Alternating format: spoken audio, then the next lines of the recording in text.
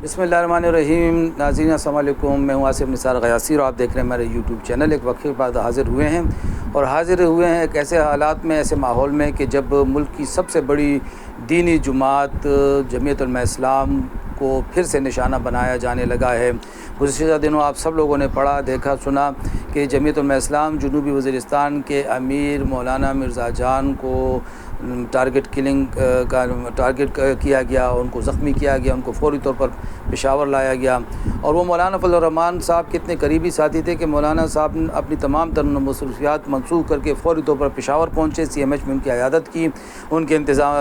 इलाज के इंतज़ामात पर इत्मीनान का इजहार भी किया और मुतालबा किया कि फ़ौरी तौर पर हमला करने वालों को गिरफ़्तार किया जाए। नाज़रीन, जमीयत उलमा इस्लाम मुल्क की सबसे बड़ी दीनी जुमात शुमार होती है और इसकी एक बड़ी खूबी यह है कि दीनी जुमात होने के बावजूद ये आज भी मौजूदा पार्लिमानी जमहूरियत पर यकीन रखती है और इसका हिस्सा बनी चली आ रही है और हर इलेक्शन में हिस्सा लिया है और हर इलेक्शन में इसने नुमाया कामयाबियाँ भी हासिल की हैं। कभी कभार इस पे इनके इलेक्शन के हवाले से एतराज़ात भी हमें सामने दिखाई देते हैं। नाज़रीन, होता यह है कि जब मज़हबी जुमातों को प्रेशराइज़ किया जाने लगता है तो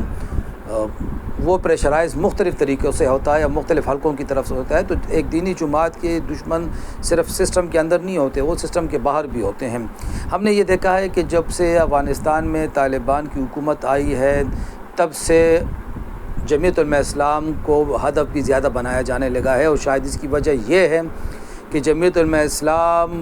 नज़रियाती तौर पर और मसलकी एतबार से अफ़गान तालिबान के करीब है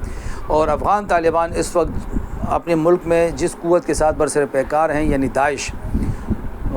तो उसके भी JUI के साथ इख्तिलाफ़ात बड़े संगीन हैं और दाइश ये समझती है कि पाकिस्तान में कबाइली अज़लाम में खैबर पख्तूनख्वा में अगर कोई जुमात नज़रियाती तौर पर उसको नुकसान पहुँचा सकती है, उसके काम में रुकावटें डाल सकती है, तो वो जमीयत उलमा इस्लाम है। जमीयत उलमा इस्लाम को इस वक्त 3 वजहों से शायद टारगेट किया जा रहा है। पहली वजह जमहूरी निज़ाम पे उसके यकीन और उसके लिए जहद मुसलसल। दूसरा, दाइश ये समझती है कि इसकी राह में सबसे बड़ी रुकावट ये होगी। और तीसरा, अफ़गान तालिबान की कुर्बत भी उसको एक टारगेट किए हुए है कि दाइश का ये ख्याल है कि अफ़गान तालिबान के करीब है। हालांकि इस वक्त जमीयत उलमा इस्लाम से अगर दाइश नाराज़ है तो हमारी इत्तलात के मुताबिक अफ़गान तालिबान के भी तहफ़्फ़ुज़ात हैं और वो भी मौलाना साहब ये ज़ोर देते रहे हैं कि आप ये मौजूदा सिस्टम से निकल आएँ और इस्लामी निज़ाम के लिए कोई जदोजहद शुरू करें, लेकिन इसके बावजूद मौलाना साहब राज़ी नहीं हुए। दाइश ने जब पाकिस्तान की तरफ अफ़गान तालिबान के आने के बाद जब दाइश पाकिस्तान की तरफ सरगर्मियों में इजाफ़ा हुआ तो उसका हदफ कबाइली अज़लाम में सबसे पहले मौजूदा यानी हमारी जो बड़ी मजहबी जुमात है जमीयत उलमा इस्लाम ही रही। इलेक्शन से पहले हमने देखा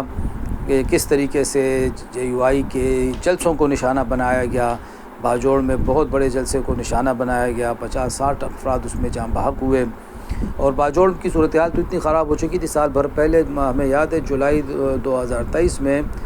मौलाना साहब की एक प्रेस कॉन्फ्रेंस थी जिसमें उन्होंने खुल के एक आदाद शुमार जारी किए थे कि गुज़िश्ता 1 साल में फाटा में कितना इनका नुकसान करवाया गया है और बाजोड़ में कितना हुआ है नुकसान। और JUI को बिलखुसूस बाजोड़ और जनूबी वज़ीरिस्तान, शुमाली वज़ीरिस्तान यानी जो कबाइली पट्टी है इसमें निशाना बनाया जा रहा है। इसकी वजह यही है जो तरह हमने कहा कि कोशिश की जा रही है कि JUI को इतना प्रेशराइज़ किया जाए, उसको अपने रास्ते से हटाया जाए ताकि दाइश वाले यहाँ पे खुलकर खेल सकें। तज्ज़ियाकार भी इस बात पर मुत्तफ़िक हैं कि JUI को निशाना बनाने के पीछे एक मसलकी सोच भी है और एक सियासी सोच भी है। इन हालात में मौलाना फजल रहमान बहुत मजबूती के साथ, बहुत एक एतमाद के साथ आज भी अपने मौक़िफ़ पर डटे हुए हैं। वो आज भी जमहूरी पार्लिमानी निज़ाम की बात कर रहे हैं, वो आज भी आईन पाकिस्तान को मान रहे हैं, उस पर चलने की कोशिश कर रहे हैं। वो आज भी सियासी सिस्टम के अंदर रहते हुए किरदार अदा कर रहे हैं। वरना जो इलेक्शन हुए और उसके नताइज पे मौलाना साहब को जो एतराज़ात थे, उनका ये कहना था, उनका आज भी ये कहना है कि उनका मैंडेट चुराया गया है बलूचिस्तान में, खैबर पख्तूनख्वा में। इसके बावजूद उन्होंने सिस्टम से निकलने की कोशिश नहीं की, वो असम्बलियों में बैठे, असम्बलियों में किरदार अदा कर रहे हैं। کوشش یہ کی جانی چاہیے کہ جمعیت علماء اسلام جیسی بڑی دینی جماعت کو سسٹم سے نکلنے پہ مجبور نہ کیا جائے، ورنہ مولانا پہ بڑا پریشر ہے کہ سسٹم سے نکل جائیں۔ اور جس دن یہ مذہبی قوت سسٹم سے نکل گئی تو یہ بات یقینی ہے کہ یہ اس سسٹم کے لیے، یہ جمہوری پارلیمانی نظام کے لیے بہت خطرناک چیز ثابت ہوگی، اور یہ بہت بڑی بدقسمتی بھی ہوگی۔ تمام حلقوں کو، جو خاص طور پر ہم یہ سمجھتے ہیں کہ جو مقتدر حلقے ہیں، ان کا یہ فرض بنتا ہے کہ وہ JUI کے تحفظات کو سنیں، اس کو دور کرنے کی کوشش کریں، اور مولانا صاحب کے جو اعتراضات ہیں ان کا دلائل سے جواب دیا جائے، سسٹم میں سے ان کو نکلنے نہ دیا جائے۔ یہ بہت بڑی بات ہے کہ ہم اکثر یہ کہتے ہیں کہ مولانا صاحب جب سیاست میں وارد ہوئے تھے وہ 79 و 80 کا وقت تھا، جنرل ضیاء کا مارشاء اللہ تھا۔ مولانا صاحب کے سامنے دو راستے تھے، وہ جنرل ضیاء کی گود میں بیٹھ کے اقتدار کے مزے بھی لوٹ سکتے تھے، مجلس شورا کے ممبر بن سکتے تھے، سینیٹر بن سکتے تھے، وزارتیں لے سکتے تھے، اور ان کے ساتھ دوسرا راستہ اپوزیشن کا تھا۔ انہوں نے اپوزیشن کا راستہ چنا، MRD کا حصہ بنے، قید و بند کی صحبتیں برداشت کی۔ جنرل پرویز مشرف کے دور میں وہ اپوزیشن لیڈر رہے۔ انہوں نے کبھی بھی جمہوری نظام پہ سودا بازی کی کوشش نہیں کی، انہوں نے ہمیشہ آئین پاکستان کی بات کی۔ انہی کی تحریک پہ دیوبند